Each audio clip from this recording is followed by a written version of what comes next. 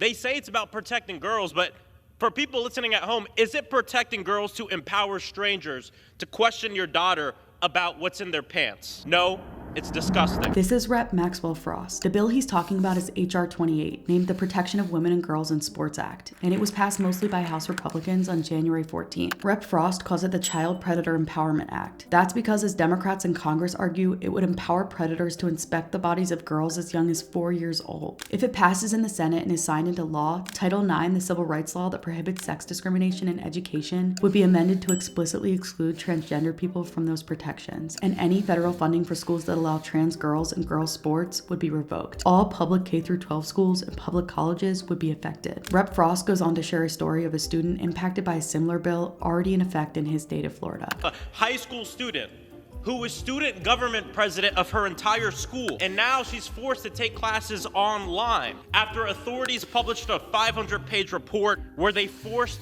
her classmates to share whether or not they have seen her naked in the locker room. Instead of fixing actual issues in America, Republicans are focused on targeting trans people who make up a tiny portion of the US population. There's already a national crisis of assault on women and girls in the US, where 81% have experienced harassment or assault over their lifetime. Democrats argue this bill would make it much worse. The bill's path in the Senate is unclear, but even if it does fail, Trump's promised to use his executive power to implement a federal ban. The hate on the other side of the aisle for trans Americans is so much so that they're willing to put all of our children, all of our daughters at risk of a serious problem in this country.